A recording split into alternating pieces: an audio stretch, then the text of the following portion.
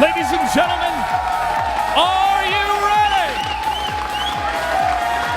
Welcome to the WCS America Season 3, Round of 8, presented by Newegg. It's a pleasure to have you here. It's a pleasure to have these 8 players here. Today is the Round of 8, and tomorrow we crown a champion in America as they take home $25,000. Also, at the end of this weekend, we will know who's going to BlizzCon. I'm your host, Joshua Gray. Thanks for coming out to the ESL America studio, and it's my pleasure to introduce our commentators, Rotterdam and Athenius. Gentlemen? Thank you very much, Clutch. We too are incredibly excited for this awesome weekend of SC2 that we have ahead of us. Nate, it's been a pretty long season, but boy, has it been a good season. This has easily been my favorite season of WCS America this year. The upsets in the round of 32, the round of 16, our top 8. I really couldn't have asked for more when this season started, Roddy. I don't think so either. We had so many nationalities representing in the round of 16, and now we still have 2 Canadians left. That's the first time that we have 2 Canadians in the top 8. All 4 quarterfinals are absolutely amazing matches, and I can't wait to cast all of them. Nate, let's just take a look at, let's take it from the top. Scarlett versus Hart. It's a rematch of a match in the round of 32. This is just going to be insane, and tell the people why. I mean, we've had some great matches from Hart. He's really stepped his game up this year. Scarlett, the Canadian hope, along with Huck, who has to go up against the #1 ranked WCS player worldwide, Hyun. I mean, he's been a monster all year long. And then talking about rematches, we've got Bomber versus Pig Baby as our 3rd quarterfinal. Yeah, that is going to be awesome. Of course, we had that as a final of the WCS America Season 2. That was one of the most entertaining finals we've ever seen. When the finals start with carriers and they end with Tempest, they're often pretty good. So that's going to be a lot of fun. Bomber even called out Pig Baby. He said, I hope he finishes 2nd in his group so I can play him again. Well, he got to be careful what he wished for, because he got it, but maybe he can live up to the hype that he built up. And last but not least, our final match of the day is going to be also a rematch between a tournament that happened at the start of 2014. Back then, the Intel Extreme Masters in Cologne. Polt played against Hero. Overall, on paper, Nate, 4 amazing quarterfinals. Yeah, this is going to be just a weekend of action-packed games. There's really nothing here that I think, you know, there's something for everybody, I guess, is the best way to put it. If you're a fan of the Canadians, you want the non-Koreans to go through. We got Terran, we got Zerg, we have Protoss, and I mean, everybody in this top 8 has had a phenomenal year. We've seen championships across the board from everybody. There's really not much more you could ask for. Nope, we are incredibly excited. Hopefully you guys at home are as well, and I know the people over here are very excited to watch all the matches. So we're not going to keep it much longer, but of course, a lot of you guys at home have Fantasy League throughout the entire season. Nate, how did your fantasy team perform? You couldn't dig deep enough with a shovel, Rotterdam. I finished at the very bottom, but it was fun at least. Hopefully you guys had a little bit more success than me. I know Paul and the guys in Europe were pretty active as well. Yeah, I've been doing reasonable, not great, but of course you can still like fill up your team and predict the 2 people that will go to the final, see if you can get some extra points. I want to give a shout out to Tovarish Gaming, as he is currently the #1 ranked player in fantasy, so big shout out to him. He did better than all of us combined, but it's not over yet, Nate. We still have a couple of matches to go. Anyways, I don't think we should wait much longer. Of course, the first match of the day, we already mentioned it before, it is going to be Scarlett versus Hart. I really don't think it needs much introduction. Like we said, they played against each other in the round of 32. Back then, Hart was able to win, and something that I've said pretty often, if you guys watch WCS America very often, is that I'm a fan of Hart as well. Obviously, we're all a fan of Scarlett's, but I am a fan of Hart, because his TvZ, Nate, is nothing to make fun of. Yeah, I think we could both agree. He's been a force to be reckoned with in the last 2 seasons of WCS America. Roddy. His Terran vs. Zerg has looked on point. He had a very clean series going through the round of 32, going through the round of 16, and as you said, defeating Scarlett, but she's had a lot of time to prepare for this match. We haven't seen her on a big stage since Intel Extreme Masters Toronto. I'm looking forward to seeing what she brings to the table here, because you've played Hart. You know how he's going to bring everything out, but It's still big. He's still good. You know, he's not going to get any worse over the course of a month. No, probably perhaps even better. As this guy, all of his focus was on this tournament. He really wanted to perform now. We obviously are in a luxury position that we spend a lot of time with these players, and we know them pretty well. But that's not the case for everybody at home. So we decided to sit down with both these players just to get them to know, them a little better. Hello everybody, my name is Sasha Huston. I'm a Zerg player for Team Acer. My ID is Scarlett. Winning a tournament is a really big deal for me, especially like a premier tournament, a premier international tournament. I've actually never won one yet. I've won North American tournaments, online tournaments, stuff like that, but never like a big premier level tournament. And before I stopped playing StarCraft, I definitely want to win at least one. So it's a big deal to me to try and win any tournament that's this size that I enter. I think when I get near the finals or semifinals of a tournament, I start to lose confidence in myself. Like, I think like maybe I can't do this. Even if I've been beating the same players earlier in the tournament and I have to play them again, I'll lose to them then because I just don't play at my best. I don't know why. It's something I have to work on. Just keeping my confidence level up near the end. Definitely a lot of the time it feels incredible. I love playing games. I've always loved playing games, so to be able to do that as a job, it's definitely really exciting for me and something I want to continue doing for as long as I can, like at least a few more years. I'm Scarlett and you're watching WCS America.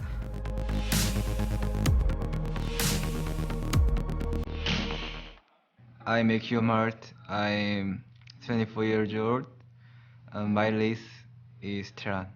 상대 종족마다 다르고 저그전은 제가 승리를 확신한다고 생각하면은 그런 스타일을 많이 사용하는 것 같아요.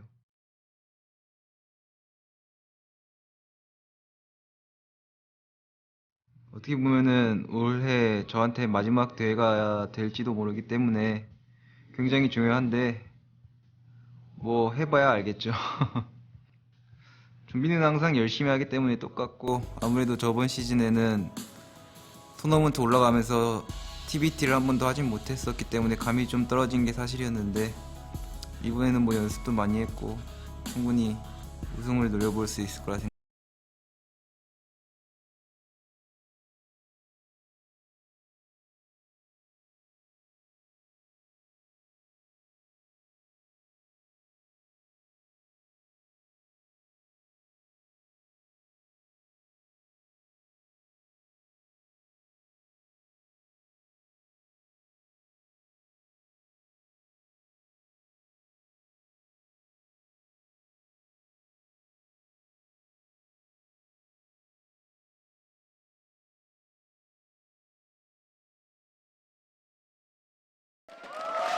It's awesome to hear from them off the record as well, and needless to say, Nate, it means so much to both of them. There are so many storylines we can talk about, and of course, you know, BlizzCon is coming closer and closer, and Scarlett is one of the 3 players that's currently not in BlizzCon, but could theoretically still make it.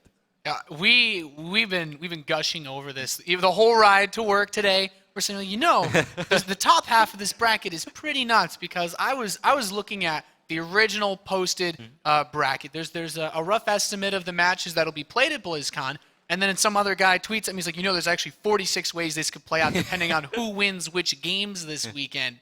But the scariest thing for me is you have matchups like Zest versus Innovation possibly at the start, but you know, even a win from Pult in his first match already upsets the balance of everything for the BlizzCon bracket. Yeah, we'll talk about all the respectable quarterfinals when it's there. Of course, for now, all eyes are going to be on this amazing TvZ that's ahead of us. Of course, in the quarterfinals, we play best of 5. We have 7 maps, so that means only 1 map veto for each of these players. Nate, what are you expecting? You know, I feel Scarlett, we know Zergs generally don't like Deadwing too much. There's some crazy builds that players like Hart can pull out, and he actually had a lot of success versus Scarlett on this map. This was the deciding map that he took to defeat her in the round of 32 this season. Expect to see something like that. Hart vetoing Foxtrot Labs doesn't surprise me either as a Terran player. This is probably the most difficult map to hold any type of mid-game pressure because there's so many different ways to access your natural and your third. And even a lot of early game openings, I would say, as a Terran, or like it can be tricky on that map. It's just Not a very comfortable map. Scarlett actually vetoes Catalina, Okay. so it was a little bit surprising there. Not super shocking, but not what I would have Yeah, expected. that's not the veto I would expect. I mean, some Zergs have found other ways to deal with the problems that we've seen on different maps. Deadwing has just been very heavily vetoed, but Catalina is certainly an interesting choice from her. We're gonna kick things off in Overgrowth. I think we could agree probably I like how Todd says like the least disliked map, maybe not the favorite, but nobody seems to hate playing on Overgrowth. Yeah. Until you eventually run into that one person in the tournament that does veto Overgrowth, and then everything is just like the world's upside down. It's like, what's happening? This wasn't according into any plans at all. Alagulak did not predict this, Nate. It was not supposed to happen. Look, Tasia was that guy, and he's not here, so you see what happens. Yeah, to you. exactly. Don't veto Overgrowth, guys, or you won't make it to the top 8. Now, for in this year, Hart had a pretty successful WCS 2014. He made it to the semi-finals last year. Now, that's his best result or his best performance ever within WCS America. That was awesome, but he's already been pretty outspoken about it. Yeah, that was great, but this time I want to go all the way. Back then, I was caught off guard. My TVT wasn't what it was supposed to be. There is a good chance that Hart could play TvZ all the way to the final, because let's not forget, the second quarterfinal is Hawk versus Shan. I think it's safe to say that Shan is #1 WCS player in the world, and just as a multiple tournament champion over the last 2 years, is a small favorite over Hawk. Some people would even say that he's a big favorite over Hawk. So if Hart would win this one, and he would perhaps run into Shan in the semifinals, he would play his favorite matchup in the one matchup in which I really feel that he truly excels. Like, he's great, he's a good TVT player, he's pretty solid against Protoss, but against Zerg, it's a whole nother level.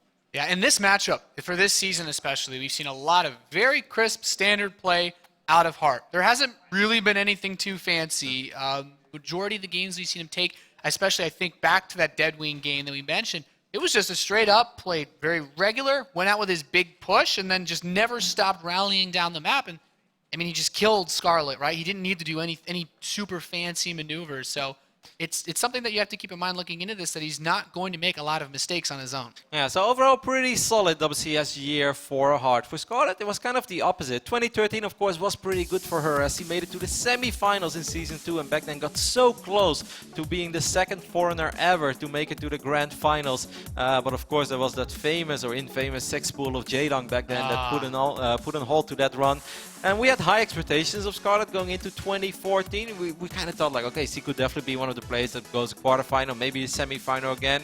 If Lady Luck is on her side, maybe finals. But actually, she lost in the round of 32 of Season 1. And then Season 2, she didn't even qualify for Premier League as she lost to Henrilisk, her fellow Canadian Zerg player. But she bounced back really strong in Season 3. Yeah, she's had a very nice run. We had a lot of upsets in the round of 32. We didn't expect to see Aigas in the round of 16. She showed a very interesting way of dealing with him in that Zerg vs Terran match. It wasn't the cleanest series that we've seen from either of those players. Some very aggressive builds, a little bit of swarm host play out of Scarlett, and maybe we'll see that in this series. Who knows what she's been planning? And Hart was, of course, part of one of the most amazing games that we have seen this year as well in WCS America, and that was that game on Frost against the Chinese Zerg player Jigua, as Jigua decided to go for a crazy Roach Bane all-in, or just Zergling Baneling, I believe it was. And Hart was left with roughly 9 SCVs against 40-something drones, or even almost 50 drones. He did have 3 orbital commands, but we said like, well, you know, let's not really build this up, Nate, because, yeah, orbital commands are good, but they're not that good. Well, apparently if you're Hart, then they are that good, Nate. As a Terran player, I'll generally say, with three orbital commands, anything can happen. But when you only have 1 SCV and your opponent's on 3 bases, you generally don't expect it. You know, even I wouldn't give him my full faith and credit in that scenario, but he's a very difficult Terran player to kill.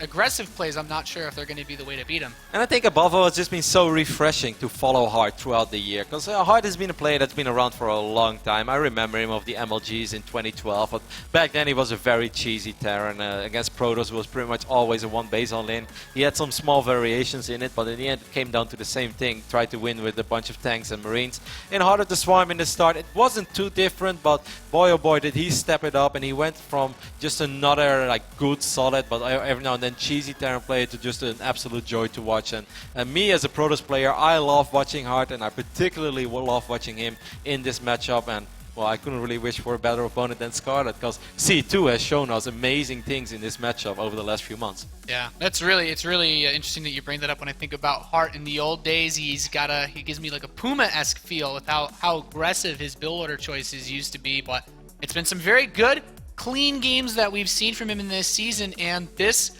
could potentially be, I think, the most difficult matchup that Scarlett will play on this half of the bracket, beating Hart. If she can take this match, then I don't think her chances look too bad against anyone else she could play. I think it goes for pretty much everyone in the quarterfinals. The sky is the limit for all 8 of them. It means so much, but we are finally in game. We are ready to kick off WCS America Season 3, Grand Finals. And over here, in the left bottom side of the map, for our first map of the tournament, it is of course the Acer, Zerk, Scarlett.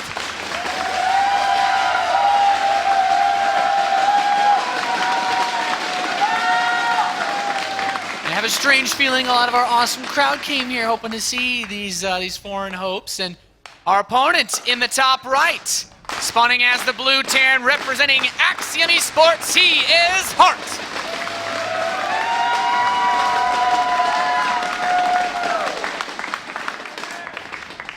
Important to mention just one more time, even if Hart would win this entire tournament, he would not qualify for BlizzCon. So Hart is just fighting for glory, he's fighting for prestige. Of course, he wants to make Axiom proud, and above all, he's doing it for himself. There's a lot of money on the line, $25,000 if you win the entire tournament. And of course, for Hart, it's just, you know, that monkey off his shoulder that he finally won a major tournament, and he's good enough for it. He can really do it. Scarlett, on the other hand, Nate, the dream is still alive. It is still possible. And if you're Jaedong right now, you're probably watching, and you're probably like, well, you know what? I like Scarlett and all, but go hard.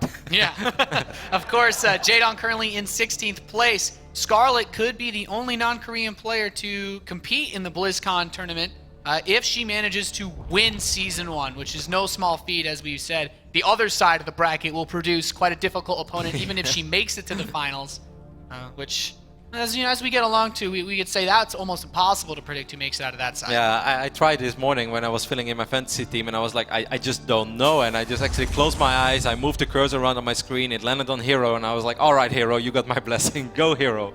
Anyways, I recently casted a few games of Scarlett as well. She competed in the Foreign Hope tournament that was organized by Medals. But it was clear that Scarlett was already thinking of this series. She played against Bunny, one of the absolute best non-Korean Terrans in the world. But she was saying that she was holding back is maybe not fair, but she was definitely switching it up more than she normally would. 3 completely different openings, one of them which was even quite random. But somehow, Nate, she won this series. And I think that she was a little bit surprised by that as well. But it definitely says something, because Bunny has been on a tear, and he's, you know, Bunny does not mess around. He's really good. So that is good news for all the Scarlett fans out there, that even when she's sort of holding back and when she's thinking about another series, that she's able to defeat someone who's as good as Bunny, that should give you hope.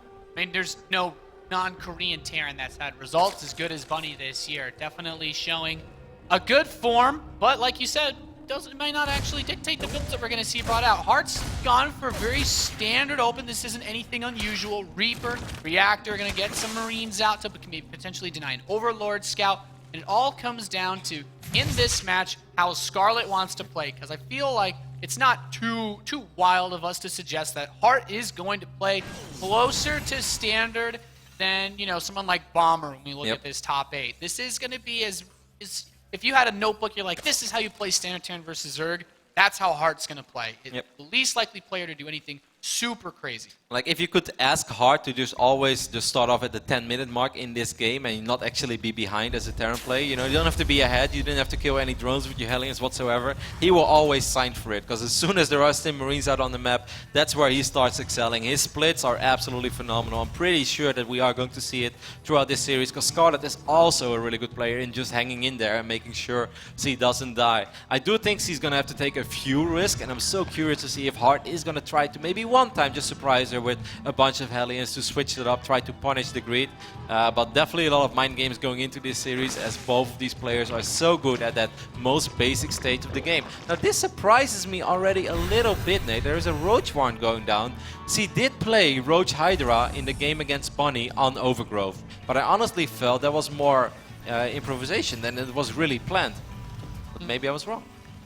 Yeah, I mean, Scarlett a couple times in her last matches gets that Roach Horn out, and in this instance, it could be very useful for her as Hart. A lot of Terran players do this build where they go for the fast medevac, the Marine drop, and the Hellion side attack. Hart has decided to turn it up a notch. He's going for that strategy, but he's building an armory behind this off the back of that second gas that he doesn't have fully saturated, just so he can make a very big impact. And oh my goodness, he's actually bringing SCVs with this too. This is a What? bit more committed than I was expecting. This You know, is like not 5 workers? I don't see. This is really not the heart that we have seen throughout the entire year, but the Roach Warren might actually be very useful, because of course Roaches do quite a bit of damage against all these Hellions, especially against Hellbats as well. 5 Hart is Roaches going are to- on the way. Yeah, he's going to find the Roach Warren. I think Scarlett could be fine here. Of course, it all comes down to control. One of the Hellions get Oh, picked boy. off already. It is time. These Roaches need to spawn as soon as possible. I mean, Hellbats are strong when they have medevacs, but SCVs repairing at the same time. Queen's dropping left and right. This is a very committed attack. Scarlett continuing to push Roaches out. 9 more in production, but they're not all going to pop at the same time. They're trickling out one by one. Hellions are being rallied down the map, which can also transform as a second medevac arrives. And I think Hart, he's getting a lot of work done here. He put a lot of investments, though, and if Scarlett can just stop this attack, she can use her 3 hatcheries to recuperate any worker losses. Yeah, I think she will be okay. Oh, careful with those drones, though. The drones are being pulled right now, and a couple of Hellbats are actually roasting these drones. That's definitely what Hart was looking for. There are enough Roaches out on the map. This was a huge commitment by Hart. Like you said, he's a 2-base Terran player. He brought 5 SCVs as well. 14 drones have gone down. The layer just finished up, so there is no such thing as Roach speed just yet. What a bizarre first game of the weekend, Nate. Yeah, this is such a weird game. First of all, no third command center for Hart, but behind this, he's actually just going to go straight up to 3 barracks. He's just started his stim, which means we've got about 3 minutes before we see any real powerful bioattacks. Hart needs to just keep playing ball with these Hellbat jobs, because if you give Scarlett 3 minutes to do whatever she wants, you're going to see a very difficult Zerg player to crack with just a 2-base Terran economy. 43 drones against 29 SCVs, and on these 3 hatcheries, I would say that that is something that Scarlett can definitely work with. Of course, you don't want to lose more drones against Hellbats and whatnot, but like you said, the stim is very late. It's only just started. Rex number 2 and 3 have no add-ons on just yet. I really kind of like Scarlett's position. She has a lot of freedom now. Of course, you don't want to overdo it and suddenly lose all the drones again that you just made. These Hellbats are always terrifying when they're out on the map in medevacs, but she has enough Roaches out. She's adding the Spire now. This is pretty interesting as well. This reminds me of old school Hyun style. Yeah, there's 2 very interesting things. Hart, first of all, is not getting any upgrades. Just now starting his +1 attack, but he only has a single engineering bay. There's no longevity in this build from him. And he's also going up to 5 barracks now. Hellbats are going to drop in the main base. He needs to keep applying pressure. If he can slow down Scarlett enough before he goes for this big push once his stim is done, then he has 1 shot to crack Scarlett's base and kill her. But all she needs to do is just take minimal losses and pretty much just get Mutalisks out to keep the drops away. Especially because the Marine count is not exactly very high right now. There are like 6 or 7 Marines out on the map. It's going to be... when we it's look going to be reasonable, but it's Yeah. not going to be explosive. It's not like there are 5 Rexes with reactors pumping out Marines. He starts to start 2. Actually, he starts, one more Tech Lab and another reactor. So he wants to get a little bit of Marauder action maybe, but still, it's difficult to afford that. Scarlett on 67 drones now. The only thing I'm a tiny bit surprised by, Nate, is that she doesn't have Extractor number 5 and 6 yet, while she's already on 67 workers. And she's also using both Evolution Chambers while getting a Spire. That's a lot of upgrades at once. So it's kind of like a little bit of everything. She's even getting +1 already for her flyers as well. So she really needs those gases to start working, and they are morphing right now. But so far, these Hellbats have just not done any additional damage. Yeah, the 14 drones at first, they were okay, but Scarlett was on 3 hatcheries and hard pulled SCVs as well. So overall, this is just, in my opinion, a good position for Scarlett. I do think that she has to sort of be a little more decisive, though. She has to make up her mind what she really wants to commit to. Okay, 2 Corruptors on the way now. Yeah, we saw actually a little bit of this. Don't make it sound like this is standard now, Nate, because it's not. It's a bit. It is unusual. Yeah. It's been busted out once or twice. It could have even been a mistake. Oh no, a couple more Corruptors. So the focus for Scarlett is you just want to stop the drops. And once Baneling speed finishes up, defending Marine tanks on creep is pretty. Marine pushes on creep is pretty easy. Army supply right now. No Baneling speed yet. Scarlett really needs a lot of units soon, because the army supply is heavily in favor of Hart, as everybody can see. 74, it's 61 now with 18 more links on the way. But there are a bunch of tanks in the mix, a few Marauders as well. Marauders, of course, fantastic against Roaches. There are Banelings, but not a ridiculously high amount. Baneling speed is not ready yet. If these tanks start sieging up, this is going to get tricky to engage for Scarlett. Yeah, the Banelings are caught behind all of the Roaches. The tanks are going to siege up. They're on creep, but there's enough Marines and Marauders to kill Roach Ling. You need those Banelings to get the big connections, and with Baneling speed still about 10 seconds away, Scarlett just needs to hold on a little bit longer. This push is about as all in as you get as Terran. If Scarlett holds this off without taking big economic losses, If she can hold just one big wave, she's got a good chance at this game. But the Marines stepping to the left side, a couple of the Corruptors step forward, hit the Medivacs. The Queen's trying to focus down, but still the tanks stand. So many Marines are still alive, Nate. You already saw the little bit, the magic of Hart, pulling back all those Marines, barely any banelings,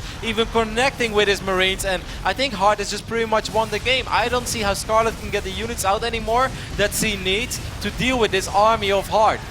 Yeah, this push has done more than enough. The tanks will barely be picked up. Okay, she gets all the tanks. Oh, there's actually another one comes out.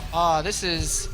She still has that economy, but she doesn't have the army she needs to kill this anymore. She reproduced her roach one, so she's able to make a few roaches, but you don't need just a few roaches, you're going to need a lot of roaches to somehow deal with all these Marines. The DPS of these Marines is so incredibly high. I love how Hart is executing this so far. He's very methodical about it all, picking up drones slowly but steady, still protecting his tanks, but putting enough pressure on this base as well. The hatchery is going to fall. Scarlett's going to try to counterattack, but I'm afraid it's just a little too late for that. Yeah, this push from Hart seems to have done exactly what it needed to do. A couple reinforcements get caught, like you said, but with the power of the Medivacs, those units simply aren't going to die. And Scarlett, some banelings at the third base. There's just not a lot to work with. And against Marines, Hart's not going to make mistakes with the splitting.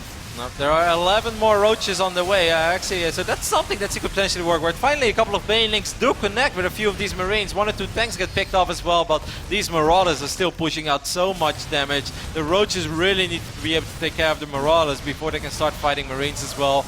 Drones are being pulled one last time, but I think the Terran army right now, Nate, is just stronger than your army. Yep, there's too many Marines, too much firepower, and Hart takes game number 1. Over Acer Scarlett here at the World Championship Series America. I definitely have to say, I haven't seen Terran actually bring SCVs with that Hellbat attack yet.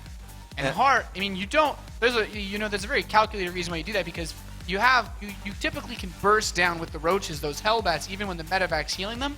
But having 4 SCVs repairing while it's being healed by the Medivac, like that is... It's a very fancy maneuver. I think it was a really good idea, and I think if Scarlett didn't have a roach once, she would have been in a crazy amount of trouble. It would have been extremely difficult to defend against that, but she did have the roaches, and in the end, you know, when it was all settled, she was still up 14 workers, and she was on 3 bases against 2. Stim was late, there were no upgrades for Hart. I think it was a position that Scarlett could play from, but we can take another look at this initial Hellbat push. The Hellbats actually don't die, even with the Queens and the roaches attacking, because those SCVs are healing while the Medivac is also healing. You don't see it, but, you know, in theory, it's like, yes, of course this would work. Your Hellbats would have a crazy amount of health regeneration, but seeing it in practice, it looked pretty damn strong for Hart in that game. I don't think that Hart won the game over here, though. No, well, the thing is, when you clean up enough of the Zerg army, even though Scarlett's able to get rid of this, having a couple of residual forces is nice, and a couple extra drones have to die, too, because of this. I don't know. It's just, he set himself up nicely. Scarlett had an opportunity, I feel, past that, but... I just felt also that, not like, sure how I feel about the Corruptors. I felt like the next minute, like on this moment, I was a little bit unsure about like how it was really going. But on certain points, it really looked like Scarlett was stabilizing. She had a lot of workers out, and she was shutting down the additional Hellbat harass. And I really felt from that point, okay, I kind of like Scarlett's position. But then I felt she was too indecisive. She went double evolution chamber. She went Spire. She still had roaches. She was getting Bane speed. She was getting a little bit of everything, while Hart didn't have any upgrades at all. So, you know, if I think about it, if she would have just mustered out as many units as he could have possibly can, I think he would have been in a much better position. I would have liked to see a much faster Baneling nest from Scarlett. If you have Baneling speed ready, those Marines, when they initially pushed on to creep, did not have combat shield either, so 1 stim and 1 Baneling hit is enough to kill a Marine. It's tricky because Scarlett also, of course, it can sometimes be difficult to know if that Terran has a 3rd command center. Yeah, I was about to ask you. Then you overcommit on the defense, and it's like, yeah, I've got 20 Banelings of speed, and the Terran's like, oh, okay, I just won't attack you because you have no drone. Yeah, that was literally what was on my mind as well. I was like, perhaps he thought that this was going to be a different type of game, that there was an additional command center behind this, and that he thought that he would have time to let all those upgrades come into play as well. Interesting move with the Corruptors. We'll see if we're going to see that one more time throughout this series. The second map is going to be played on King Sejong Station, and Nate, we're loaded in. That's right. We have a Terran player in the top left who is currently up 1-0. He is representing Axiom Esports. He is Hart.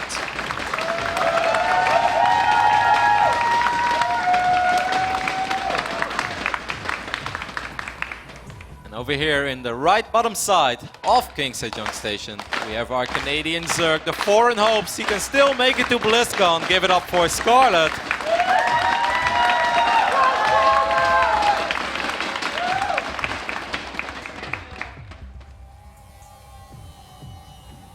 Yeah, King Sejong Station is not a bad Roach map if Scarlett wanted to use the Roach Horn aggressively, but Heart, when you show a build like that, I mean, goodness knows what to expect in game 2. We were talking about how good his regular play is.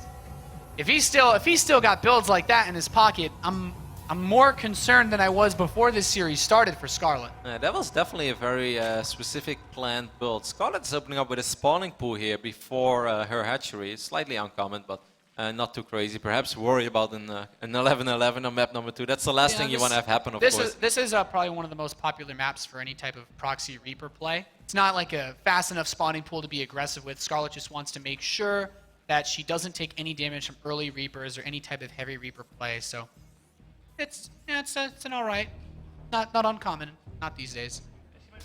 I do think that this is going to be a more standard game, though. I felt both players were playing very unorthodox in the last map. Of course, Hard with the SCV pool, that's not something we see very often. Scarlett trying to go for Corruptus as well in the mix. Basically just trying to do a little bit of everything. Hopefully we get into a stable version in the mid game right now, and then we can prepare ourselves for an amazing TvZ on King Sejong Station. We are still playing best of 5, of course, so if you are a Scarlett fan, there is nothing to worry about. Plenty of comeback potential. Yeah. You know, the thing is, the build that Scarlett went for in the last game was quite similar to, I believe it might have been the build she went for on this map against Aiga. She had that really big aggressive play on him in his natural, if I recall correctly. But it's something that she's been busting out every now and again. I believe Snoot has also been occasionally busting out like these really heavy, aggressive pushes early on, take greedy against players like Scarlett, can be caught off guard by it. But it's so difficult to read into it because I can think of a bunch of different things that Hart can go for because he's good at everything. But Scarlett, this matchup, particularly against Hart, just hasn't been something she's been able to find a comfortable ground in. I'm expecting him to keep it relatively standard though in this map. We see Hart keeping one of his Reapers at home.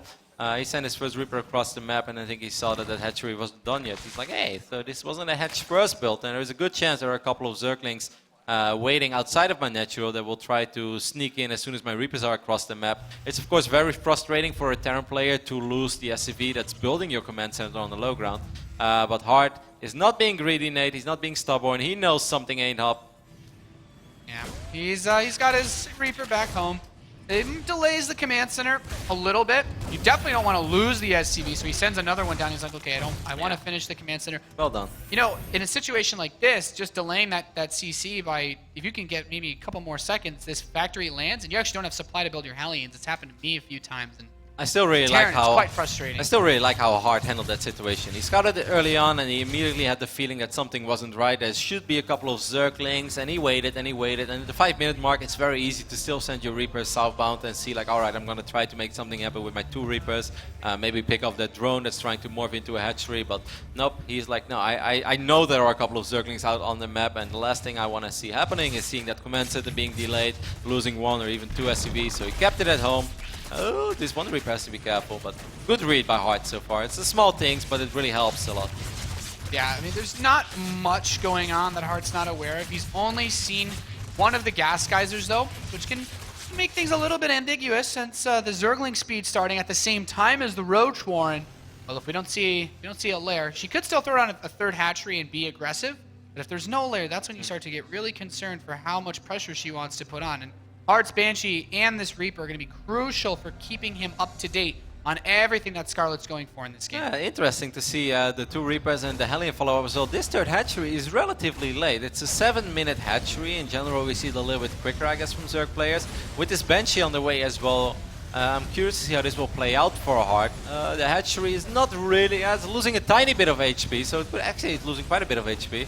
More and more damage being pushed out, and when that additional Reaper. Usually you're not able to get to this hatchery when it's so close to when it starts, and then it just ends up with, well, really low hit points, and that's a really big pickup for Hart. Scarlett, though, From the production tab reads, man, a Baneling Nest starting up. Roach has been being produced. She's been working on these back rocks behind her natural expansion, potentially just to knock this down so that Hart doesn't realize she's left her base, and that allows her to get right up in his face. But, I think Scarlett is going to get very, very aggressive. I think that she feels she's in a position where she just can't really go in a macro mode anymore. Good scout there by Hart. Hart, of course, had a very greedy opening as he went 3 command center, and he also had the Banshee follow. The Banshees are nice against the Roaches, but it still takes a while for these Banshees to kill Roaches. At least he starts shooting at them in the middle of the map, so he will be able to get quite a bit of free damage out. This is a nice little wall as well. If I was Hart, I would also try to get a bunker or two on the high ground, because right now he doesn't have too much DPS.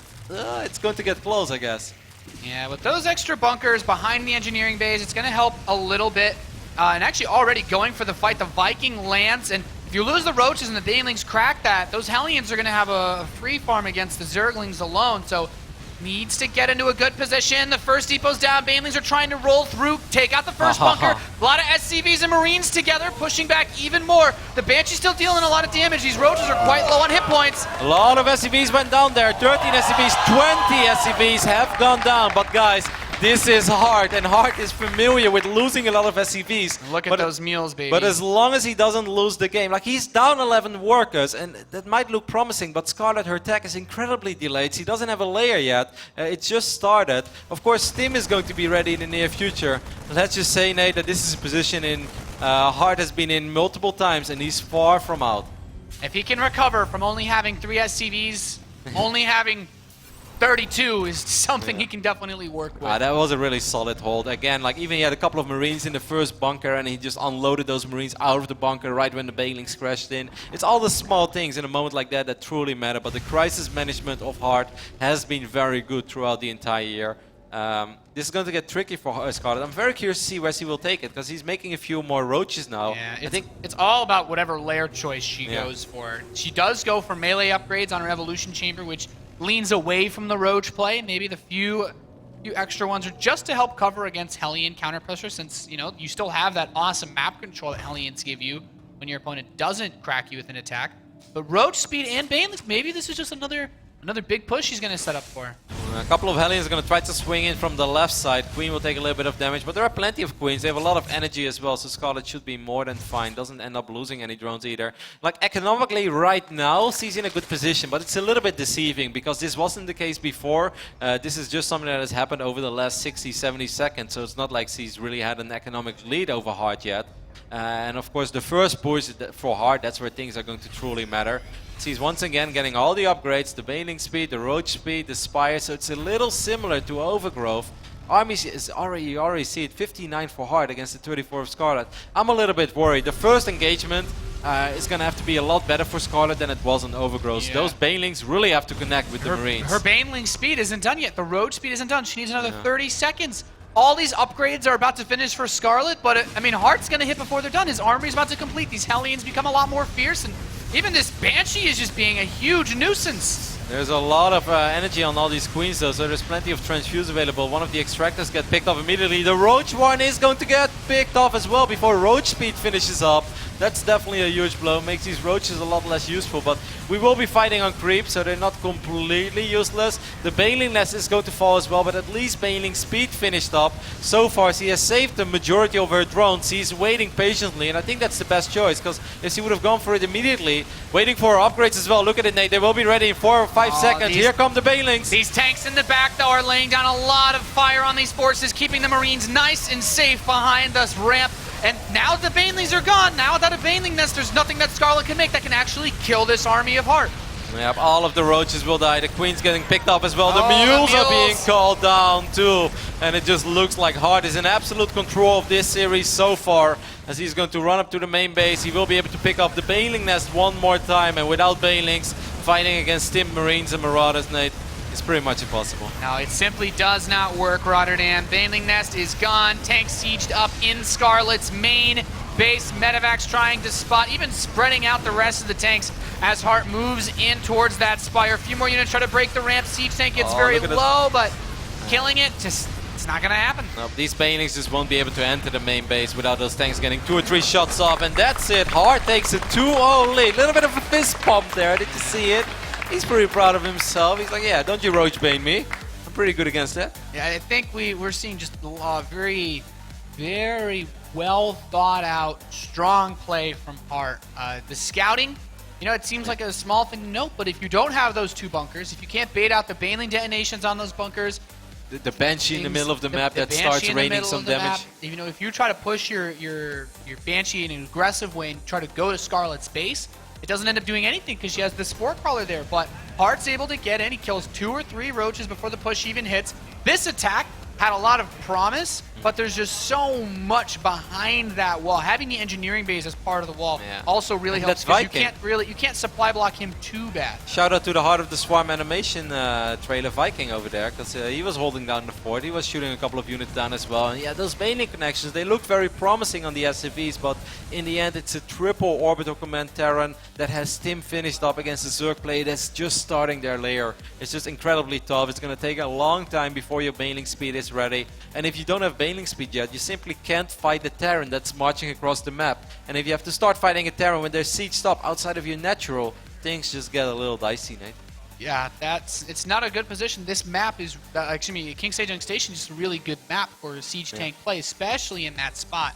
With or without rocks, you're on a low ground spot that's very far away from your opponent's natural, so trying to move down that ramp to engage the Marines, it doesn't work. Big shout out, of course, to all of you guys who came down to the studio. People were having fun. They were really pumped. We met them outside. Actually sold out as well, Nate, today and tomorrow. If you make it to the studio, there's still a small chance that they will let you in because, you know, some people don't show up. Shame on those people, by the way. They're missing out. It's going to be a fun weekend. But yeah, it's awesome.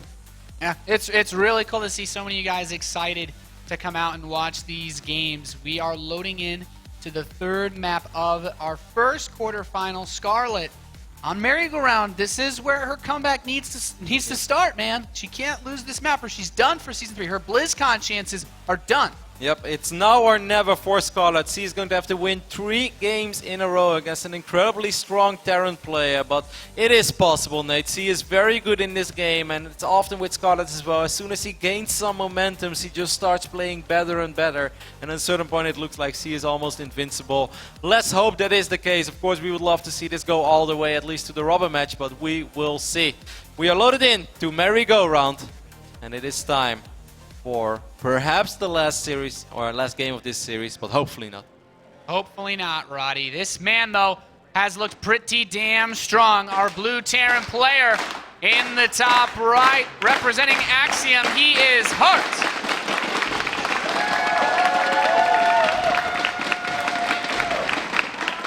One map away from moving on to the semis, and his opponent in this southern position of merry-go-round, the red Zerg, representing Team Ace, or give a cheer if you want her to stay alive. She is Scarlett.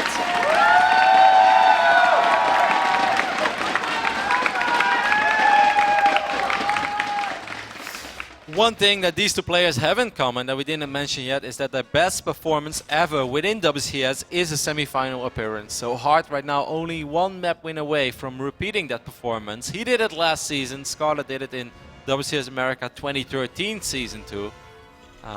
That's a fun fact as well. Yeah, Hart's looking pretty damn sharp. This is definitely one of those series that Hyun will be watching, trying to keep his eyes in case he ends up going against Hart. As his Terran versus Zerg has, I think we've kind of been talking about it a lot, right? It's been pretty damn good. Wow, this is a crazy opening, Nate. This is a speed before anything else, and she did this as well in one of her games against Bunny.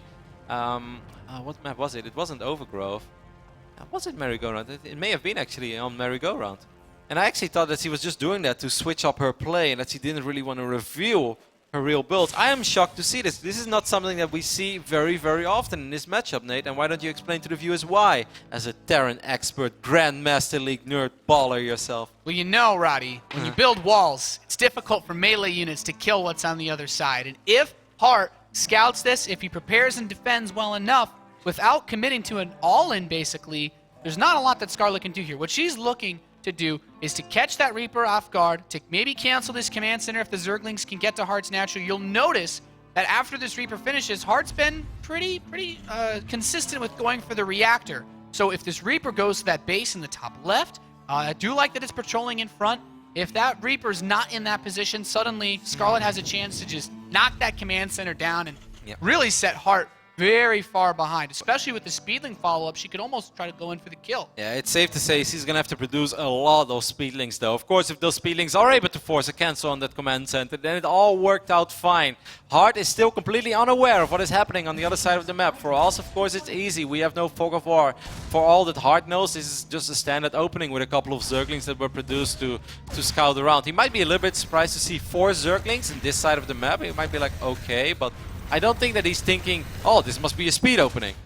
No, that's the tricky thing, right? Speed's about to finish. Even if this Reaper is here to defend a little bit, killing these handful of Zerglings is nice for Heart, but look at what else is coming out. He has 2 Marines from that reactor barracks. It's not enough. This bunker, this is like a bomber bunker. He's building this right next to the command That's so center. Smart. That's this so actually, smart. This could shut it down. Yeah, this could completely shut it down. This is a really smart play from Heart. And I'm curious to see what we will see on the production tab right now from Scarlett. He has 14 links out on the map. 14 links is definitely not enough to break that bunker. No. It's not enough to run up this ramp either. Now speed is revealed and Heart is just like, alright, that was a pretty big investment for you and that's not going to work out and I will be more than fine.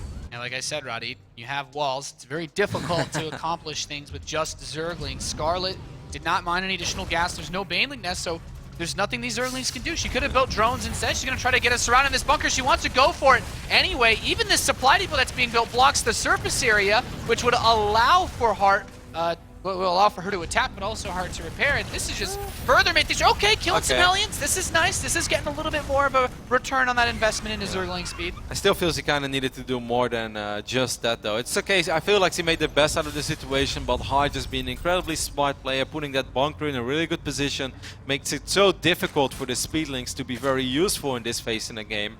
And of course, the reason why we kind of go crazy over an opening like this, it slows the economy of the Zerg player down. Scarlett right now, her economy is not as good as it normally should be. Her attack is not as advanced as it should be if she wouldn't have opened with all those Zerglings and with the speed upgrade in the start of the game. Yeah, and Heart is, as we've said in this series and as we've seen, he's very methodical. He's going, whatever he has planned, and it's a quick, actually pretty quick second barracks. This is almost a Pult-esque build, actually going for the Viking with 2 barracks and a fast stim. He could be looking to go for another very sharp attack with these earlier medevacs and just try to get a much faster win against Scarlett. Do you think that his thought process right now is like, alright, your economy is slowed down, I am just going to pump out as many units as I possibly can because you will play catch up, so you're probably going to try to make up for the economy that you lost early on.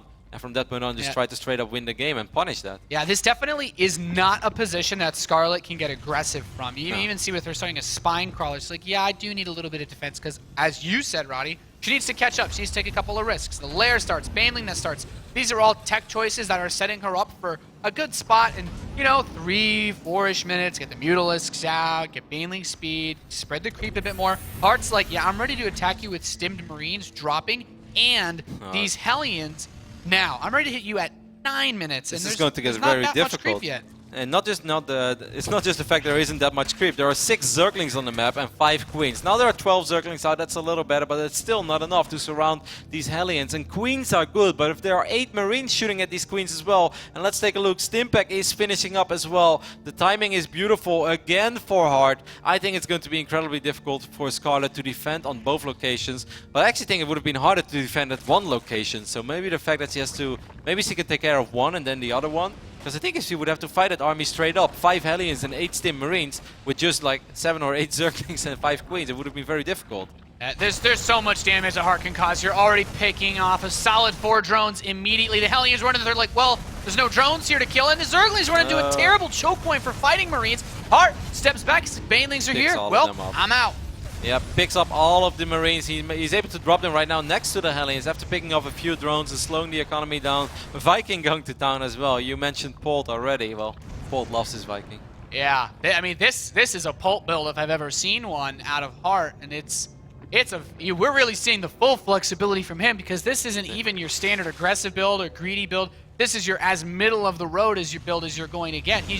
He's shown us the full range in this Yeah, series he's so showing far. us a lot of variety in his openings, and that have been different in the past, and that's not something we even criticized him for, because he did it so well in this matchup. So obviously you're not going to tell someone to switch it up if he's winning all the time. That would be kind of silly. But he's doing it here in all sorts of colors. Yeah, I'm really impressed by Hart's play in this match. We're really seeing just a solid but flexible Terran play that Scarlett has a really hard time predicting. Double drop's going to hit the natural. Hart's like, yeah, I can actually just drop with my Medivacs while they're moving, and dropping on the Banelings as well means that as 6 Marines with the healing power, it's enough. Yep. It's enough to continue to force Scarlett to push out Lings, which means she's not rebuilding the drones that she's been losing. So her economy is just getting worse and worse and worse. Yes, he's just running around. These Marines being extremely annoying. They're still working on these queens as well in the natural. A couple of drones getting picked off. 7 drones more have fallen in the last minute or so. Overall, the economy right now, Scarlett is on 56 workers, but she just doesn't really have any great tech yet. She's going to have to defend against this with only Zerglings and Banelings. If she's lucky, she might be able to get her +1 upgrades for those Zerglings and Banelings. Baneling speed is ready, but... Oh, with that Medivac, though, still sitting outside of her base, defending this front push becomes even more complicated as she needs to separate her forces. And Hart, he moves his drop in as soon as those Banelings start to adjust themselves. His third hatchery under fire, and the Marauders being left up front. There's only one Baneling. He kills it, and his army can just fight this. Yep, this hatchery is starting to take a lot of damage. More Zerglings streaming in. The Queens are trying to help out. There are a few more Banelings in the mix now. Scarlett's going to need some amazing connections over here, but that is often very difficult against Hart. Even though a couple of Banelings do connect, I still feel there are plenty of Marines left for him. There is a drop in the main base. Hart has been absolutely unstoppable in this quarterfinals. Yeah, great play from Hart, and 30 plus drones in this game. Third base knocked down. Can't even kill these Marines with all these Medivacs healing them.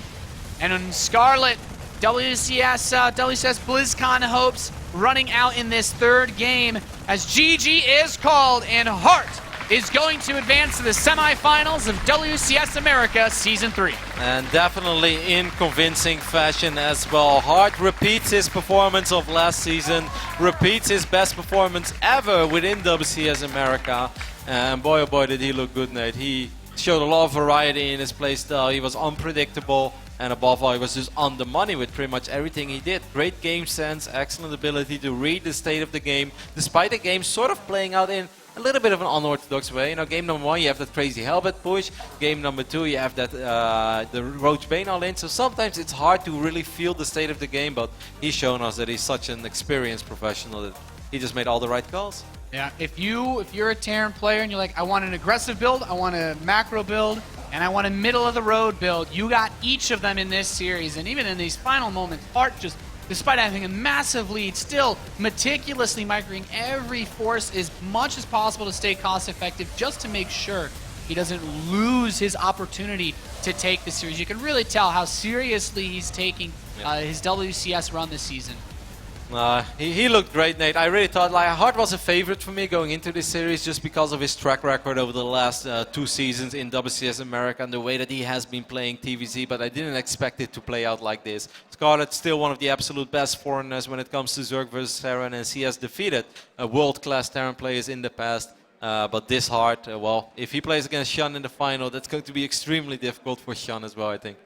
Yeah, this he has really been top form lately. There's not much else to say about Hart. I don't even know if we can classify him anymore by his playstyle, because he did about as aggressive a build as you're going to see. He went for the 3 command center build and defended the all-in on the second map. And in the third map, like I said, we saw him go for the Pult builds that put you behind in a weird way, but still have the economy and upgrades. Do you feel it kind of spiraled out of control in game number 1 for Scarlett? Do you think it's sort of like a mental defeat as well? Above all, losing map number 1, that's always annoying. But I really felt that was a map where she was in an okay-ish position. That was the best position I think that she was in after she defended the Hellbat and also defended against the Hellbat drop that kept on going. Like, she was in a pretty good economic position and she had things going for herself. She was on top of what was going on mostly. Yeah. I think it was rather surprising for her as well that she so abruptly lost that game against the first real push. I definitely agree with you on that point. In all 3 games after the first fight, the very first map was the one where Scarlett seemed to have the best chance after defending against the Hellbat pressure. But that can also be one of those things, like you said, that could really make that just get in your head a little bit going into the second and third map. Yeah, because you know as well, like, I was in a pretty okay position over here. This is something I could have worked with. We went over it already a couple of times. Of course, perhaps just a few too many things at once. Sometimes, as a Zerg player, like, all the upgrades are amazing, but sometimes you just need units to defend against that Terran push that's coming, especially if the Terran doesn't have a strong follow-up. One eBay, no third command center. If she would have just been able to defend one more push, I think we could have been looking at a completely different series. But I really don't want to take anything away from Hart, because he's phenomenal in this matchup. He really is. Yeah, that was an absolutely incredible series out of Hart. And let's hear some words for him. We've got him over at the we got a nice new area for our interviews. Let's see what he has to say about that series. Thank you, gentlemen. Cam Dozer here with Hart in the interview area, who just defeated Scarlett 3-0. Hart, you told me in the round of 16 that you were 100% positive that you'd do very poorly in the round of 8 based on how you played in your group stage. After a performance like this, you've got to be feeling better, though. How's your conditioning right now? 김효 선수 일단 진출하신 거 축하드리고요. 그리고 16강 때 사실 인터뷰했었을 때 이런 식으로 경기해가지고는 8강에서 광탈하고 집에 갈 것 같다고 말씀을 하셨는데 정말 3대0으로 이제 압도적인 경기를 보여주시고 결국 준결승으로 진출하셨습니다. 이제 어떤 식으로 준비를 하셨고 소감 한 말씀 들어볼게요. 저그라서 딱히 준비 안 하고 그냥 왔어요. 네. But keep it short, like I did around the 16. It was against the Zerg, so I didn't really prep much. It was already packed out. Well, that kind of ruins my follow-up question, because I was going to ask you specific steps that you took to improve your conditioning since the round of 16. 사실 그 다음 물어보려고 했던 질문이 이제 8강을 오면서 어떤 식으로 마인드나 시력적으로 준비를 했냐고 물어보려고 그랬는데 그런 식으로 답변을 해주시니까 딱히 할 말이 없어지네요라고 하네요. 그렇나요? Is that so? Here we go again with Hart. Okay. Now let's get a little serious here. You need to take first place in this tournament to make it to BlizzCon. No. This trophy sitting right here, you need to hoist that up. Has that something that's even entered your mind? 사실 이번 시즌에서 우승을 한다고 해도 김현 선수 블리즈콘 찬스 날아갔죠 벌써. 뭐 오히려 그런 거에 대해서 이번 시즌에 대한 감회가 좀 남다르다든지 오히려 좀 루즈한 감이 있다든지 어떻게 생각하시나요?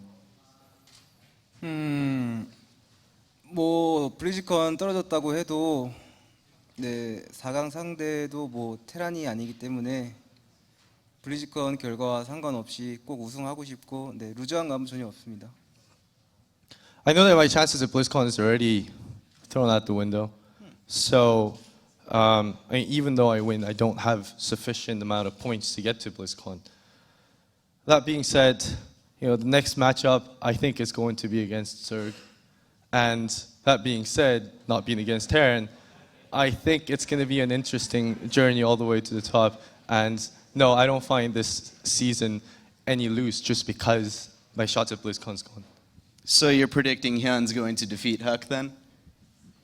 뭐 고숙현 선수가 그럼 당연히 진출할 거라고 생각하시는지요?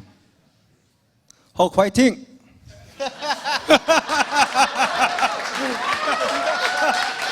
Honestly, I can't tell if it was sarcasm or out of pure, I don't know, support, morale boost. I can't tell. Well, thank you very much for your time. Would you rather face, one last question though, Huck or Hyun in your next matchup? 그다음 상대 누구였으면 좋겠나요? 고숙현 선수나 학 선수 중에서? 헉 I love you. There's Huck just waving. All right, that's enough from us. We're going to go ahead and check back in with our casters over at the desk. Gentlemen? All right, Nate, what did you learn out of that interview? Hawk fighting. I think Hawk appreciates the support, so it's nice.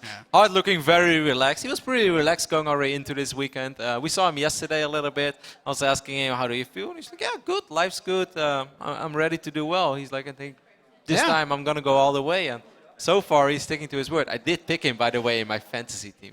Ah. I'm still in the running, Nate. I'm making a comeback. You know what? I might be buried in fantasy right now, but I have to say, Huck, you're right. He was very confident being able to speak to him before these matches, and PvZ is a matchup where I like Huck against anybody else in this top 8. Maybe PvP would shine in, but the PvT, that's a matchup that, you know, I feel he had a good chance to be able to avoid if he can get past Hyun, but it's gonna be tough. We still have 3 more amazing best of 5s to go. Of course, the next one is going to be Hawk versus Hyun. We're really excited for it. Hopefully you guys as well. Perhaps Hawk can be the Canadian that makes it into the semifinals. But for now, we're going to throw it over to Clutch, who's standing with one of the amazing supporters of WCS America.